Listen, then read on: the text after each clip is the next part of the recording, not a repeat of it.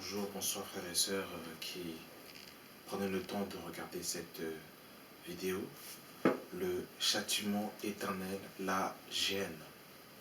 Alors, je me suis senti obligé de faire cette vidéo afin d'éveiller les chrétiens sur la saine doctrine et de mettre en garde les chrétiens sur les fausses doctrines, sur les doctrines étrangères, sur les doctrines mensongères qui pilulent dans le corps de Christ, disant que le lac de feu n'existe pas, que la géhenne n'existe pas, que la seconde mort n'existe pas.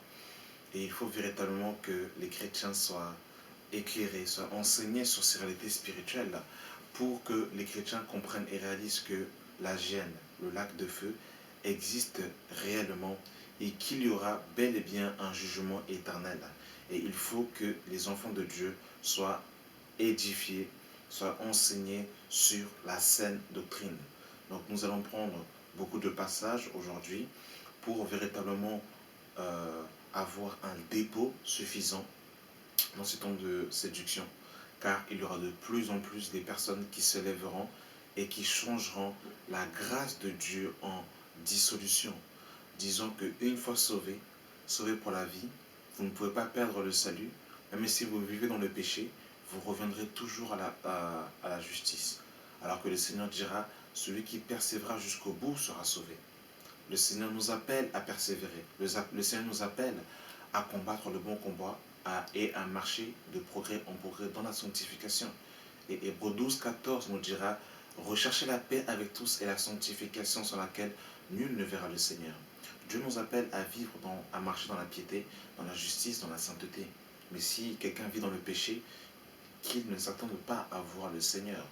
J'invite ces chrétiens à lire 1 Corinthiens chapitre 6, le verset 9, Galates 5, 19 et Apocalypse 21, le verset 8.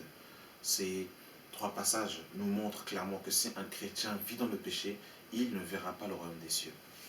Et nous sommes dans Hébreux chapitre 6. Hébreux chapitre 6, à partir du verset 1.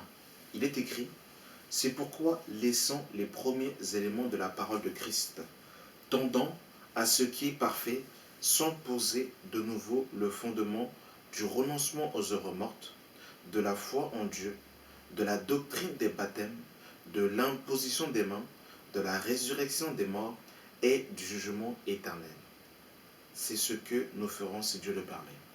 Donc lorsque nous voyons les 6 fondements de Hébreux 6, nous voyons le jugement éternel. Et la résurrection des morts et le jugement éternel sont étroitement liés, car ils vont de pair. Et justement, nous allons parler aujourd'hui du jugement éternel. Et en parlant du jugement éternel, nous allons forcément toucher aussi la résurrection.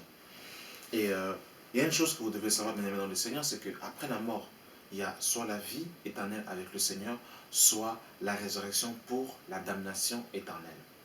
Et les témoins de Jéhovah enseignent par exemple que Dieu est tellement amour que Dieu ne permettra pas que les gens aillent en enfer, que les gens aillent dans un endroit éternel et qu'ils brûlent éternellement. Dieu est tellement amour que Dieu ne permettra pas ça. Mais il y a une chose que les témoins de Jéhovah oublient, c'est que Dieu est juste et que Dieu dans sa justice rendra à chacun selon ses œuvres. Et nous allons voir l'enseignement du Seigneur, l'enseignement des apôtres et des prophètes pour que nous puissions véritablement être assis et bâtis sur ce que les Écritures nous disent. Nous sommes dans Ecclésiaste. Ecclésiaste chapitre 12, à partir du verset 1. La parole de Dieu nous dit, « Jeune homme, réjouis-toi dans ta jeunesse, livre ton cœur à la joie. Pendant les jours de ta jeunesse, marche dans les voies de ton cœur et selon les regards de tes yeux.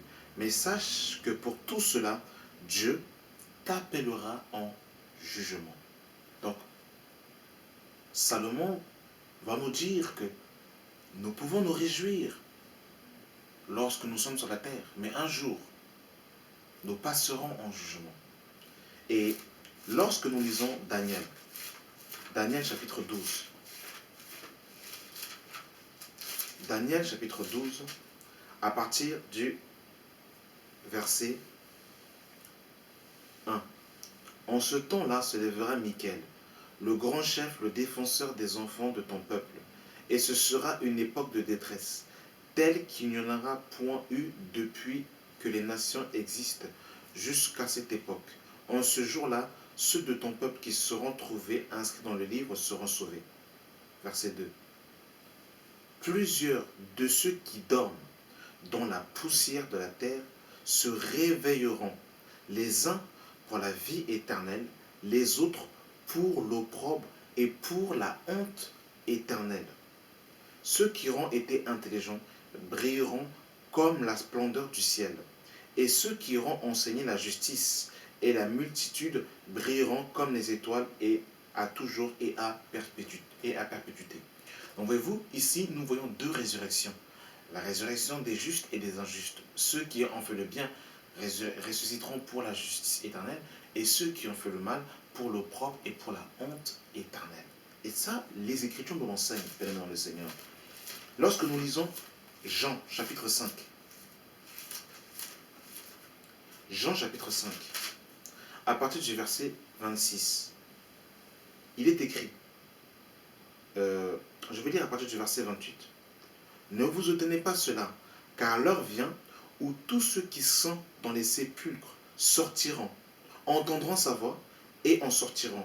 Ceux qui auront fait le bien ressusciteront pour la vie, et ceux qui auront fait le mal ressusciteront pour le jugement.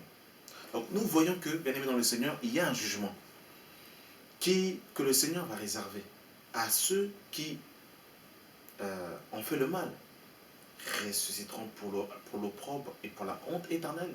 Et ceux qui auront fait le bien ressusciteront pour la vie éternelle. Et Pierre va nous dire une chose dans 2 Pierre. Dans 2 Pierre chapitre 2 à partir du verset 1. Il est écrit: il y a eu parmi le peuple de faux prophètes, et il y aura parmi vous de faux docteurs qui introduiront des sectes pernicieuses, et qui, réunissant le maître qui les a rachetés, attireront sur eux-mêmes une ruine soudaine. Plusieurs les suivront dans leur dissolution, et la voix de la vérité sera calomniée à cause d'eux. Par cupidité, ils trafiqueront de vous au moyen de paroles trompeuses, eux que menace depuis longtemps la condamnation, et dont la ruine ne sommeille point.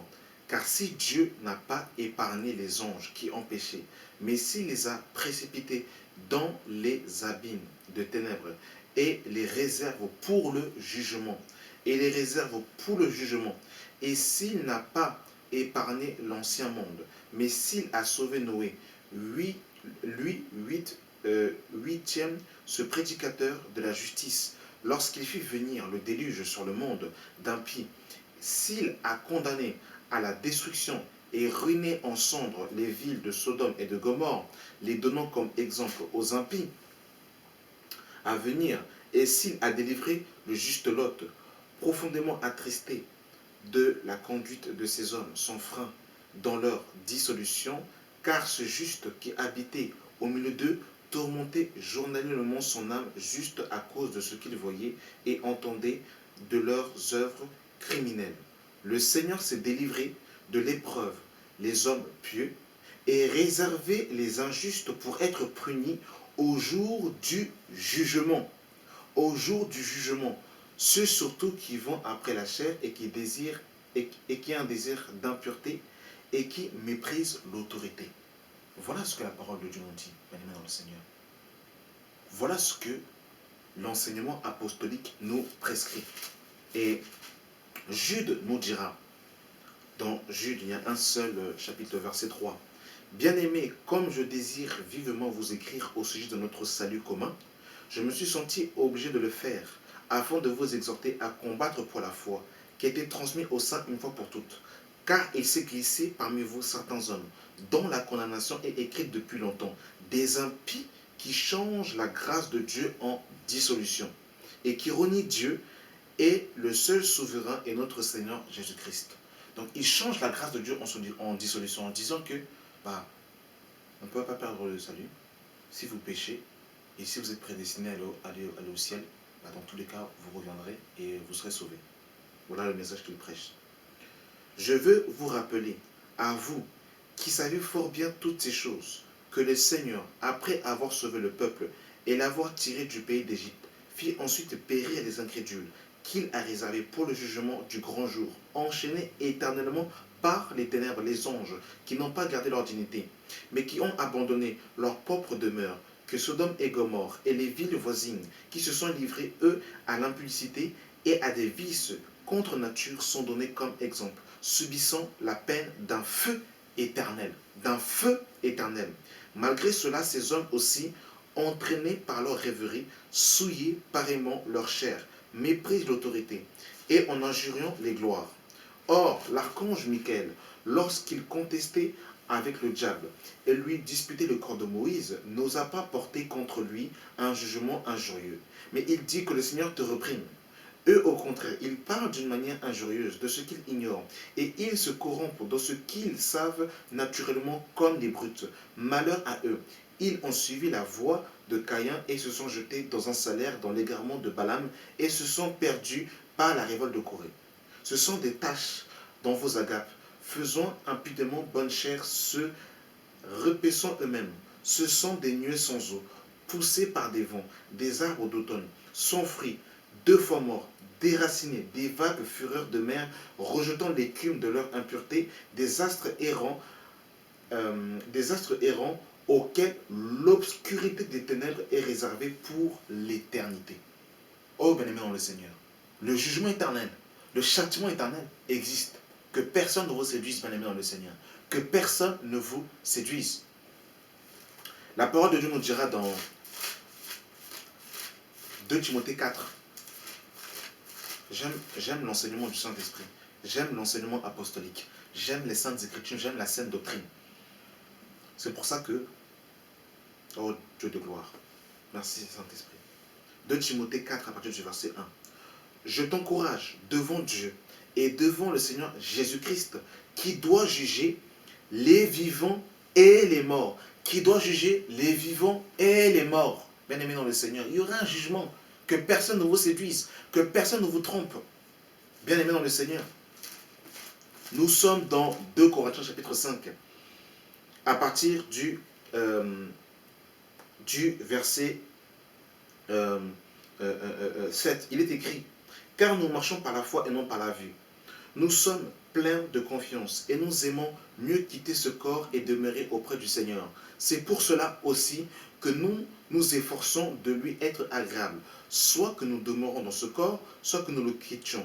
Car il nous faut tous comparaître devant le tribunal de Christ, afin que chacun reçoive son le bien ou le mal qu'il aura fait étant dans son corps. Donc bien évidemment, le chrétien ne passe pas en jugement, il passe par le tribunal de Christ pour recevoir les récompenses qu'il aura fait étant dans son corps, pour qu'il puisse justement rendre compte des talents que Dieu lui aura donnés selon sa vie, pour voir ce qu'il aura fait. Mais nous allons tous rendre des comptes devant Dieu, soit devant le tribunal de Christ, soit devant le trône blanc, le grand trône blanc. Mais nous allons tous rendre des comptes devant Christ. Ça c'est clair. Ça c'est clair. Nous sommes dans Actes chapitre 17. Acte 17. Acte 17, à partir du verset 30. Il est écrit, Dieu sans tenir compte des temps d'ignorance, annonce maintenant à tous les hommes en tout lieu qu'il est à se repentir, parce qu'il a fixé un jour où il jugera le monde, selon la justice pour l'homme qu'il a désigné. Donc voyez-vous, bien dans le Seigneur, il y aura un jugement, un châtiment éternel. Et ça fait partie justement des fondements de base de Hébreux 6. La résurrection d'entre les morts, la résurrection et le jugement éternel. Donc ceux qui disent que la gêne n'existe pas, c'est une doctrine luciférienne, c'est une doctrine qui vient de l'enfer, bien dans le Seigneur. Et Jésus va nous parler justement de la gêne à plusieurs reprises. Je ne vais pas prendre tous les passages où Jésus va nous parler de la gêne, mais je vais en citer et en prendre quelques-uns, afin que nos oreilles spirituelles soient bien ouvertes, pour que nous ne soyons pas leurrés, pour ne pas changer la grâce de Dieu en dissolution. Que Dieu nous aide. Nous sommes dans Matthieu 5, à partir du verset 21. Vous avez entendu dire qu'il a été dit aux anciens, tu ne tueras point. Celui qui tuera mérite d'être puni par les juges. Mais moi je vous dis que quiconque se met en colère contre son frère mérite d'être puni par le juge, que celui qui dira à son frère Raka mérite d'être puni par le Sanhédrin, et que celui qui dira insensé mérite d'être puni par le feu de la géhenne. Verset 27. Vous avez appris qu'il a été dit, tu ne commettras point d'adultère. Mais moi je vous dis que quiconque regarde une femme pour la convoiter a déjà commis un adultère avec elle dans son cœur. Si ton œil droit est pour toi une occasion de chute, arrache-le et jette-le loin de toi, car il est avantageux pour toi qu'un seul de tes membres périsse, que tout ton corps entier ne soit jeté dans la géhenne. Chapitre 10, le verset 28. Ne craignez pas ce qui tue le corps et qui ne peut tuer l'âme. Craignez plutôt celui qui peut faire périr l'âme et le corps dans la géhenne. L'âme et le corps dans la géhenne. Oh, enfants de Dieu, chrétiens, ouvrez vos Bibles. Regardez ce que la parole de Dieu nous dit.